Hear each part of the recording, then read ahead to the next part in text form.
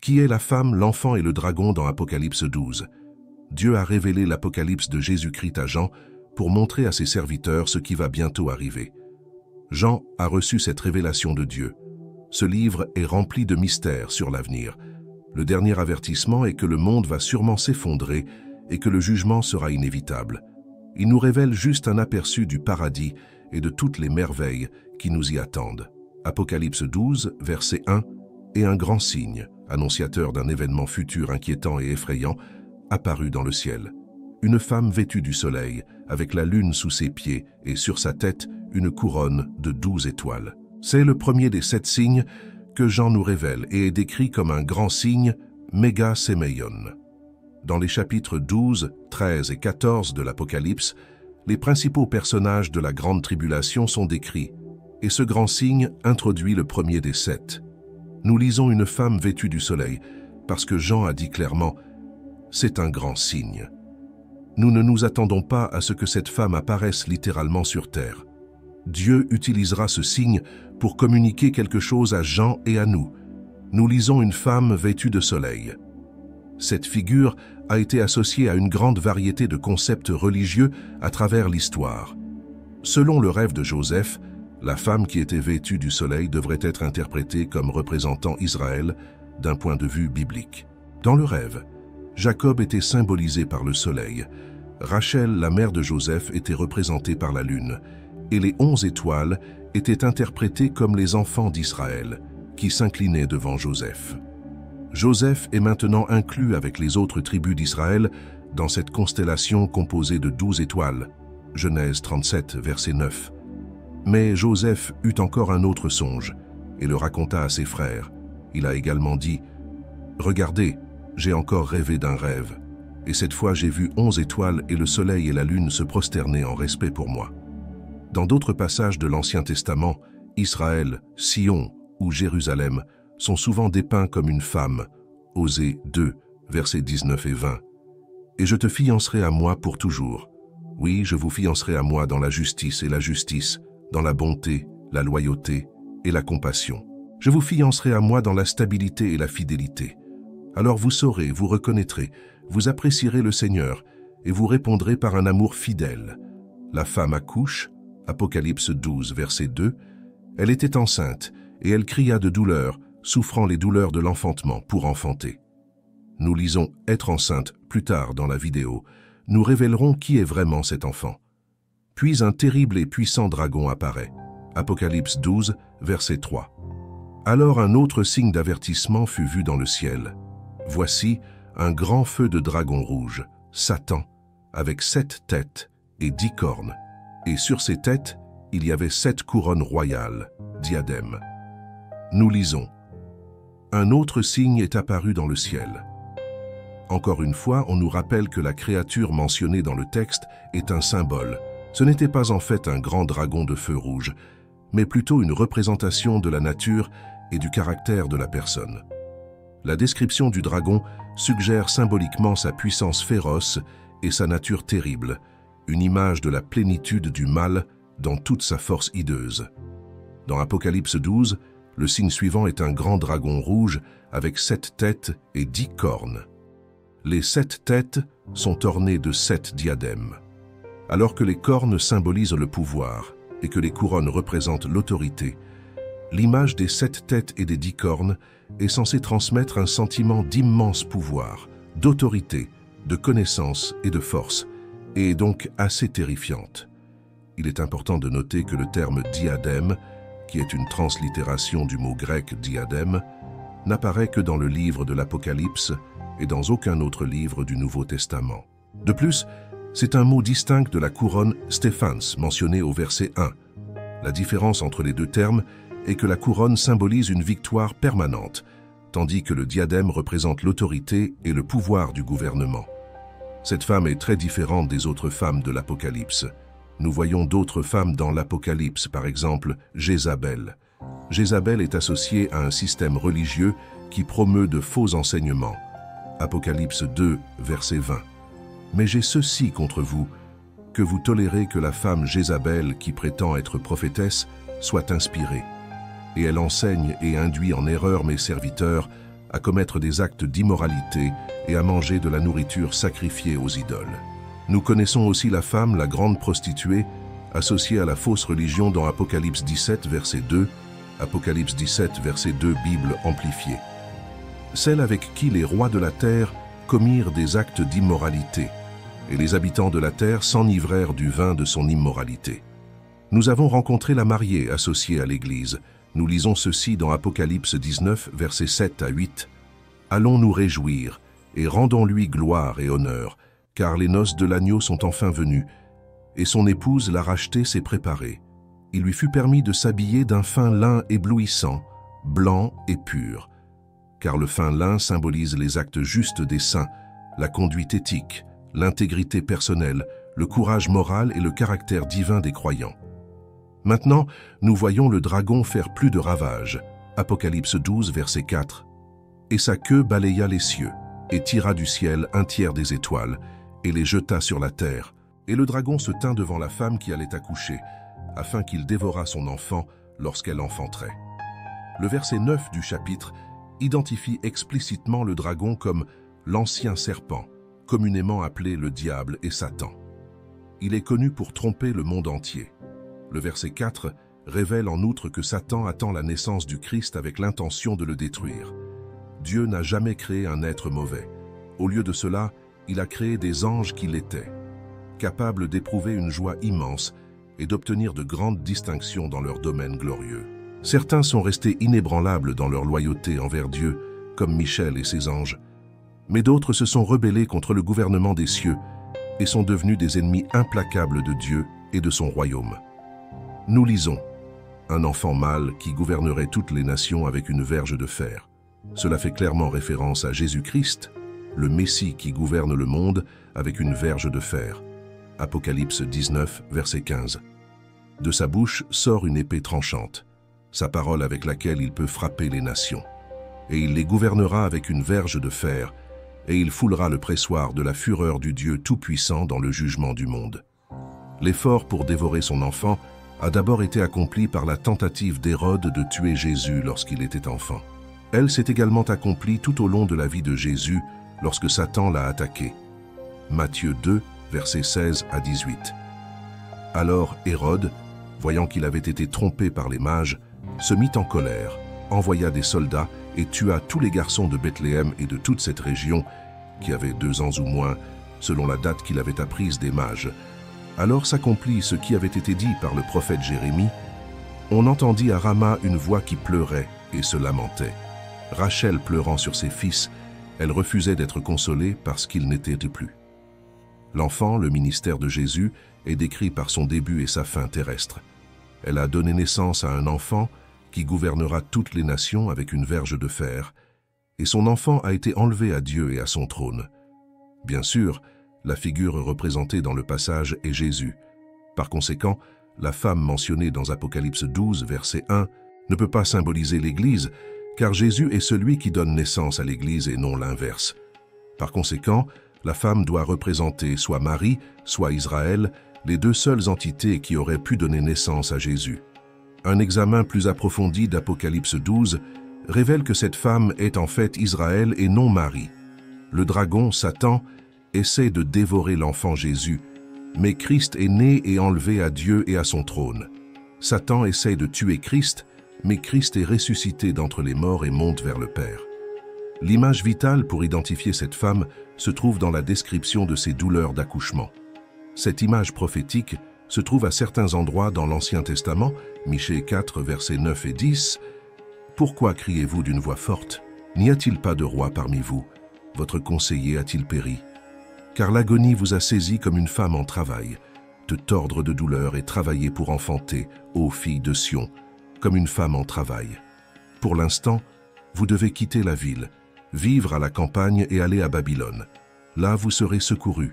Là, le Seigneur vous rachètera de la main de vos ennemis. » Michée a prophétisé qu'Israël serait emmené captif à Babylone, éprouvant une douleur intense comme celle d'une femme en travail. Cependant, au milieu de leur souffrance, ils seraient sauvés et rachetés par Dieu. Michée a continué à utiliser cette imagerie quelques versets plus tard dans sa prophétie. Selon Michée, La souffrance de la nation continuera jusqu'à ce que le reste apporte la naissance du Messie. La prophétie était un message d'espoir, car le Messie viendrait et guiderait ses disciples avec la force du Seigneur. La prédiction de la douleur de l'accouchement symbolise la souffrance physique de la nation d'Israël qui conduirait à la purification de son peuple. Apocalypse 12, versets 6 et 7. Alors, la femme s'enfuit dans le désert, où elle avait préparé un lieu par Dieu, afin d'y être nourrie pendant 1260 jours, 42 mois, 3 ans. Et il y eut la guerre dans le ciel, l'archange Michel et ses anges faisant la guerre contre le dragon. Le dragon et ses anges se sont battus. La femme s'enfuit pour se protéger dans un lieu préparé par Dieu. La nation spirituelle, le vrai peuple de Dieu, est préservée pendant 1260 jours. Cela représente une période spécifique caractérisée par l'angoisse, la persécution et la tribulation. Bien qu'il soit attaqué par Satan, le peuple de Dieu est spirituellement en sécurité. On croit généralement que Satan réside en enfer. Cependant, il n'y est pas actuellement, même s'il est certain qu'il y finira. L'image populaire de Satan comme une figure rouge avec des cornes, une queue et un trident est loin de la représentation biblique. Étonnamment, Satan peut même entrer au ciel, selon Job. Il peut visiter la présence de Dieu. Une bataille eut lieu dans le ciel, où Michel et ses anges combattirent le dragon et ses anges. Le dragon fut vaincu et jeté sur terre, avec ses anges. Apocalypse 12 décrit un conflit spirituel cosmique, où le diable et ses disciples marchent contre le ciel. Malgré ses efforts, le dragon n'a pas réussi dans son combat. L'archange Michel a servi de champion de Dieu et était le commandant général des forces de Dieu. Cela est révélé dans Apocalypse 12, verset 9, Daniel 12, verset 1. Or, au temps de la fin, Michael, le grand prince angélique qui protège les enfants de ton peuple, se lèvera, et il y aura un temps de détresse tel qu'il n'y en a pas eu depuis qu'il y a eu une nation jusqu'à ce temps-là. Mais en ce temps-là, ton peuple, tous ceux qui se trouveront écrits dans le livre de vie seront sauvés. Michel et ses anges réussissent à chasser Satan et ses disciples du ciel vers la terre. La principale façon dont Satan attaque le peuple de Dieu est le blasphème. Il est l'accusateur de nos frères. Apocalypse 12, verset 10. Alors j'entendis une voix forte dans le ciel qui disait « Maintenant est venu le salut, la force, le royaume de notre Dieu et la puissance de son Christ. Car l'accusateur de nos frères a été chassé, celui qui les accusait devant notre Dieu jour et nuit. Satan perdra le conflit. » Apocalypse 12, verset 9. Et le grand dragon fut chassé, le vieux serpent, appelé le diable et Satan, qui séduit le monde entier. Il a été précipité sur la terre, et ses anges ont été précipités avec lui. Jean propose ensuite une stratégie simple que les croyants, au cours des siècles, ont employée pour surmonter les attaques de Satan. Un plan en 3 volets contre les sceaux du diable: la couverture, la confession et le courage. L'effet de la victoire de Christ sur la croix sur Satan et le péché est énoncé au verset 10. Le salut est venu, la puissance est venue. Apocalypse 12, versets 10 à 12. Alors une voix forte se fit entendre dans le ciel, disant « Maintenant le salut est venu, et la force et le royaume de notre Dieu, et la puissance de son Christ, parce que l'accusateur de nos frères a été chassé, qui les a accusés devant notre Dieu jour et nuit. Ils l'ont vaincu par le sang de l'agneau et par la parole de leur témoignage, et ils n'ont pas aimé leur vie jusqu'à la mort. Réjouissez-vous donc, ô cieux, et vous qui y habitez. Malheur à la terre et à la mer, car le diable est descendu vers vous dans une grande colère, sachant qu'il ne lui reste que peu de temps. L'accusateur Satan a été vaincu par la puissance du Christ, démontrée par sa victoire sur la croix. Christ a exercé son autorité et son règne dans son royaume par sa mort et sa résurrection, apportant le salut à tous. Nous ne sommes plus soumis aux accusations de Satan à cause de l'œuvre rédemptrice de Christ sur la croix. Par conséquent, il n'y a plus de condamnation pour ceux qui sont en Jésus-Christ. Romains 8, 1. Les effets de cette expulsion du ciel seront illustrés dans l'Apocalypse. Nous avions besoin de l'œuvre rédemptrice de Christ sur la croix pour vaincre Satan. De plus, nous sommes vaincus par notre témoignage, mais malheur à la terre, car Satan est en colère et sait que son temps est court. Cependant, le temps de Satan est compté. Comme le plan de Satan pour détruire le Christ a été contrecarré, Satan tourne son attention vers la femme. Apocalypse 12, versets 13 à 17. Quand le dragon vit qu'il avait été jeté à terre, il persécuta la femme qui avait donné naissance à son fils. Mais la femme reçut les 2 ailes du grand aigle, afin qu'elle puisse voler dans le désert jusqu'à sa place, où elle est soutenue pendant un temps, des temps et un demi-temps, loin de la présence du serpent. Et le serpent jeta de sa bouche de l'eau comme un fleuve après la femme, afin qu'elle fût emportée par le fleuve. Mais la terre aida la femme, et la terre ouvrit la bouche et engloutit le fleuve que le dragon avait jeté hors de sa bouche. Alors le dragon se mit en colère contre la femme et alla faire la guerre au reste de sa descendance, ceux qui gardent les commandements de Dieu et ont le témoignage de Jésus, et y sont restés fermes. Plus tôt, il nous a été dit au verset 6 que la femme s'enfuirait dans le désert pour se protéger pendant les périodes de tribulation. Le verset 7 reprend cette idée après avoir noté l'effet de la victoire de Christ sur Satan. Satan cherche à attaquer, cependant la femme reçut les 2 ailes du grand aigle pour voler dans le désert pour se protéger, pendant un temps, des fois, et la moitié d'un temps. Être porté sur les ailes d'un aigle nous rappelle comment les Israélites ont été sauvés dans le désert. Exode 19, verset 4. « Vous avez vu ce que je vous ai fait, et comment je vous ai porté sur des ailes d'aigle et vous ai ramené à moi. » Satan essaie inlassablement de détruire les vrais disciples de Dieu, mais ses efforts sont vains, comme l'indique le verset 16. Cependant, son échec ne fait qu'alimenter sa colère et l'amène à se concentrer sur les autres croyants qui respectent les commandements de Dieu et maintiennent le témoignage de Jésus, comme mentionné au verset 17. Cela révèle l'attitude hostile de Satan envers ceux qui croient en Jésus. Le chapitre nous fournit une chronologie de ces événements. La femme représente le reste d'Israël qui reste fidèle au Seigneur et donne naissance au Christ. Satan attaque la femme, mais elle est protégée. Il ne reste plus qu'à Satan de prendre son attaque.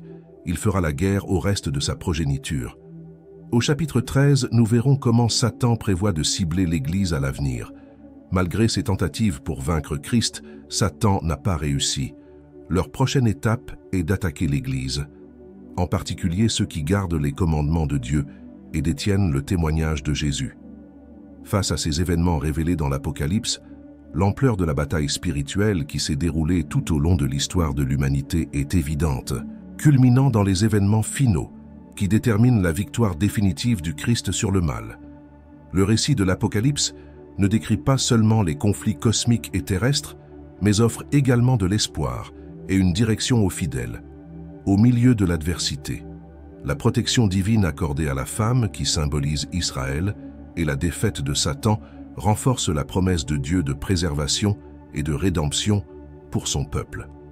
Cette section de l'Apocalypse, pleine de symbolisme et de prophéties, encourage les croyants à rester fermes dans la foi, conscients que si la bataille entre le bien et le mal se poursuit, l'issue est déjà déterminée. La victoire du Christ sur la croix et sa résurrection ne sont pas seulement des événements historiques, mais le fondement de l'espérance chrétienne qui transcende les tribulations de ce monde. L'assurance que Satan sera définitivement vaincu et que les fidèles seront éternellement sauvés est un appel à un engagement inébranlable envers les enseignements de Jésus et à vivre en conformité avec les commandements de Dieu. Ainsi, alors que nous attendons l'accomplissement final de toutes choses, que nos cœurs soient remplis de gratitude pour la victoire assurée en Jésus-Christ, comme lumière dans ce monde, jusqu'à ce que nous puissions enfin être témoins de la plénitude du royaume de Dieu, où il n'y aura plus de douleur, plus de pleurs, plus de souffrance, et où Dieu essuiera toute larme des yeux de ses enfants. Puissions-nous toujours être prêts, en gardant notre lampe allumée, car notre rédemption approche. Et aujourd'hui, si vous êtes fatigué de vivre une vie sans Christ, je veux vous adresser une invitation aimante. Commencez une nouvelle vie avec juste une petite attitude qui peut transformer votre vie pour toujours. Commentaire ci-dessous. Je t'accepte, Seigneur Jésus, comme mon seul et suffisant Seigneur et Sauveur de ma vie. À la prochaine fois. Vous cherchez la prospérité et l'épanouissement dans tous les domaines de votre vie. Je veux apprendre comment la foi et la sagesse biblique peuvent transformer votre relation avec l'argent et vous conduire vers une vie plus prospère. Le livre « Prospérité avec Dieu vous fournira un guide inspirant et pratique pour entreprendre un voyage vers une véritable richesse. Découvrez comment renforcer votre foi en Dieu et la mettre en action, atteignant la satisfaction, le succès financier et une vie abondante. Cliquez sur le lien dans les commentaires et plongez dans ce livre rempli d'enseignements précieux. Préparez-vous à une lecture transformative qui vous guidera vers une vie de prospérité basée sur votre connexion avec le Créateur. Ne manquez pas cette opportunité de découvrir le véritable sens de la prospérité.